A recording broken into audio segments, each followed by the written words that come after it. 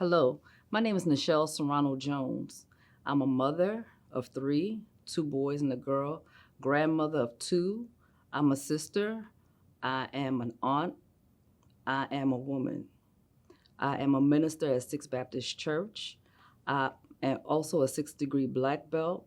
I grew up in South Bronx, and I moved down here. I moved to Louisiana about 20 years ago. And I'm here today to give my opinion about Roe versus Wade. I honestly feel that the overturning of Roe versus Wade will have a great impact on the progress that society has made, especially for women. I mean, women have a right to an abortion, to do what we want with our bodies, whether it's to have an abortion or to have the child. A lot of people have the children because they can't afford the abortion, and the children end up in poverty. They end up being abused. They end up being neglected. Sometimes they're put into a system where they're worse off, where they just worse off, and they grow up with all kinds of issues. I've seen people who grew up in the system, and a lot of them turned out to be drug addicts. Some of them did well for themselves, but they said if they had a choice, they would have, if they were in the same positions as their parents, they probably would have had an abortion rather than put their children through what they went through. There are some children, some parents who chose to just give their children up for adoption. That's not a problem. That's not always a bad thing. But sometimes the parents who adopt these children don't tell the children that they're adopted until much later on in life. For example, my mom, she had me when she was young, 17 years old.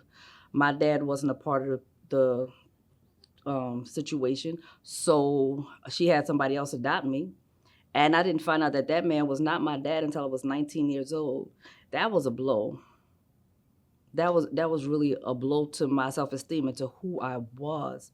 So I honestly feel that people have a right to have an abortion. My mom didn't have an abortion because of the time that she lived in, and she didn't want to disappoint her parents.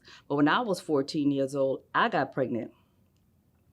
And I had access to birth control, but I didn't know how to use it because nobody really explained anything to me. So I got pregnant, but I was too scared to tell my mom. So when my mom found out, she was like, she was a single mother of two, and she told me that she had had an abortion a couple of weeks ago before she made me have an abortion because she just couldn't afford it anymore.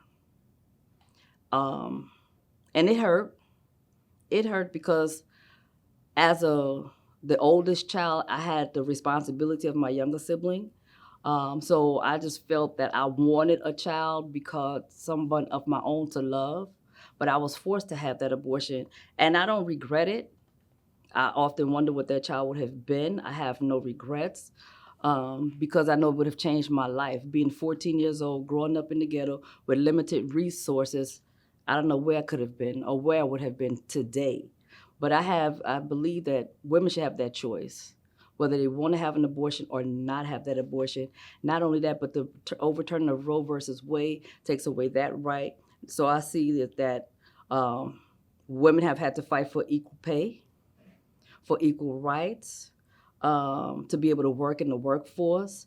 As an African American, we have had to fight for rights for equal rights.